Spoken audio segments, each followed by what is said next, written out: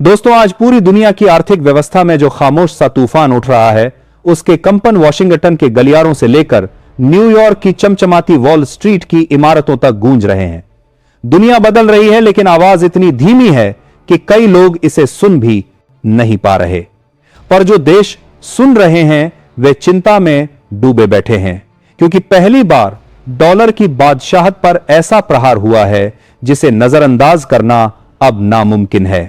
पिछले कुछ महीनों में वैश्विक व्यापार में स्थानीय मुद्राओं का हिस्सा रिकॉर्ड गति से बढ़ा है।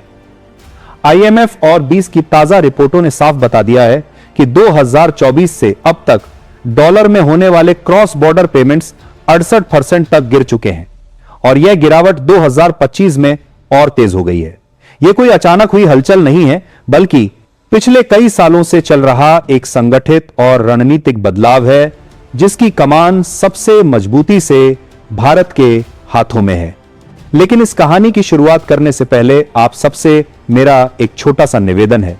देखिए दोस्तों, आप लोग तो कॉमेडी शो और फालतू डांस करने वाली वीडियोस को खुलकर लाइक, शेयर और सब्सक्राइब करते हो, लेकिन जब बात आती है अपने देश की, अपने भारत की, तब आप सब कहीं ना कहीं पीछे हट जाते हैं। अगर आप मानते हैं कि यह देश आपकी पहचान और आपका गर्व है, तो अभी इसी वक्त इस वीडियो को लाइक कीजिए, चैनल को सब्सक्राइब कीजिए और कमेंट बॉक्स में पूरे जोश से लिखिए भारत माता की जय।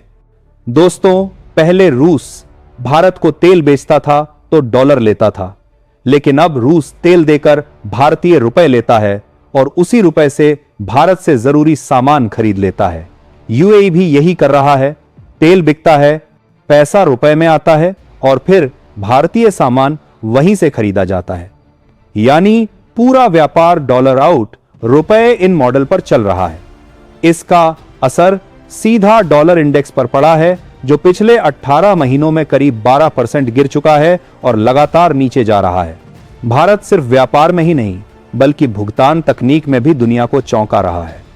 यूपीआई की धमाकेदार एंट्री ने छोटे मोटे पेमेंट्स की दुनिया ही बदल दी है। आज भारत का UPI Singapore, UAE, France, Nepal, Bhutan, Sri Lanka, Mauritius और ओमान में काम कर रहा है। जल्द ही ब्रिटेन, जर्मनी, सऊदी अरब और मलेशिया में भी यूपीआई पेमेंट चालू हो जाएगा। स्विफ्ट जैसे भारी भरकम सिस्टम में जहां छोटी रकम भेजना भी महंगा और धीमा पड़ता है, वहीं यूपीआई सब कुछ सेकंडों में और लगभग मुफ्त में कर देता है। अब बात करें ब्रिक्स क्रांति की। ब्रिक्स देश एक नए भुगतान सिस्टम पर काम कर रहे हैं, जो ब्लॉकचेन आधारित होगा, जिसका नाम बीसीएस पे या ब्रिक्स ब्रिज रखा जा रहा है। भारत का यूपीआई जैसा मजबूत डिजिटल ढांचा इसे दुनिया का सबसे भरोसेमंद सिस्टम बना रहा है।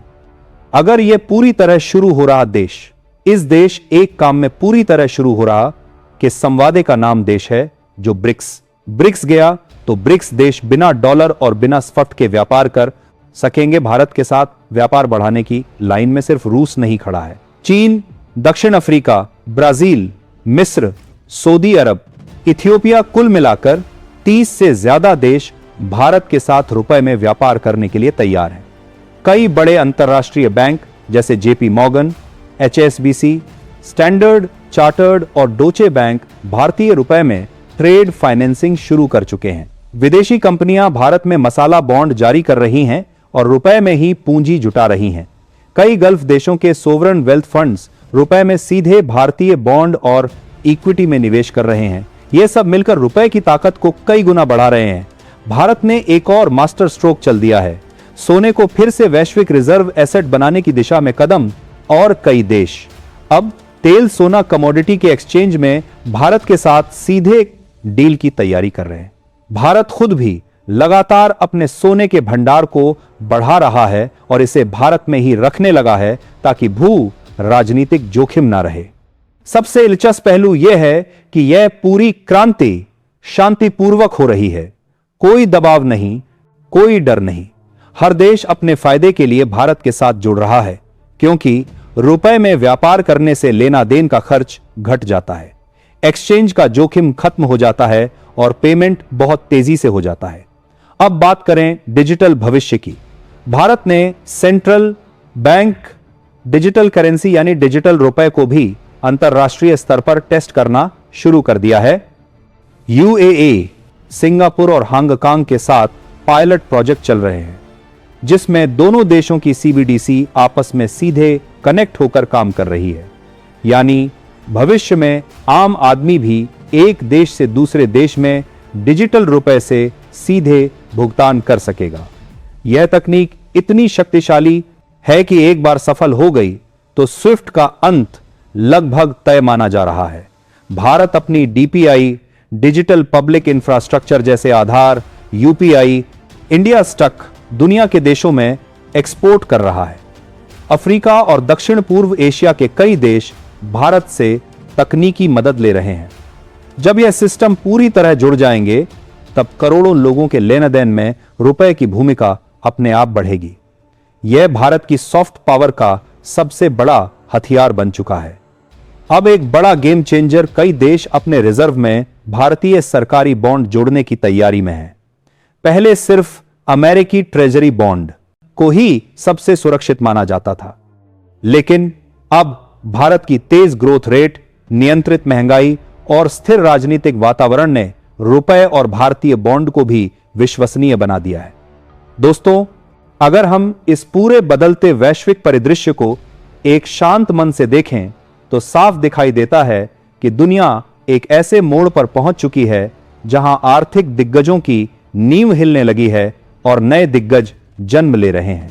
पिछले कई दशकों से डॉलर दुनिया की अर्थव्यवस्था पर जिस तरह एक छत्र शासन करता आया था, वह अब धड़कने लगा है और इस दरार की सबसे चमकदार किरण भारत है।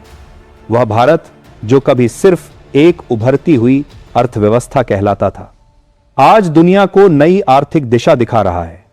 भारत न सिर्फ व्यापार के नियम बदल रहा है, बल्कि पैसे के बहने का रास्ता भी बदल रहा है।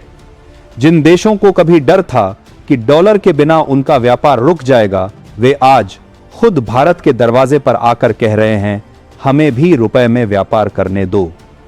यह केवल आर्थिक सफलता नहीं है, यह भारत की कूटनीति, तकनीक, साहस और दूरदर्शिता की संयुक्त विजय है। यूपीई से लेकर डिजिटल रुपया, मसाला बॉन्ड से लेकर ब्रिक्स ब्रिज तक, हर एक कदम ने दुनिया को दिखा दिया है कि भारत सिर्फ दौड़ नहीं रहा, बल्कि भविष्य की दिशा तय कर रहा है। भारत का बढ़ता सोना भंडार, बढ़ता विदेशी मुद्रा भंडार, बढ़ती निवेश की धाराएं और दुनिया के बड़े बड़े बैंकों का भारत के रुपए पर भरोसा, यह सब संकेत हैं कि आने वाला कल किसके हाथ में होगा। डॉलर की पकड़ ढीली हो रही है, यूरो पहले से कमजोर है, युवान अभी भी भरोसे की लड़ाई लड़ रहा है और ऐसे समय में भारत का रुपया एक स्थिर, विश्वसनीय और तेजी से स्वीकार्य विकल्प बनकर उभर रहा है। यह बदलाव सिर्फ आंकड़ों में नहीं, पूरी सोच में आया है। जहां पहले दुनिया भारत को एक बाजार की तरह देखती थी, आज भारत एक समाधान की तरह दिख रहा है।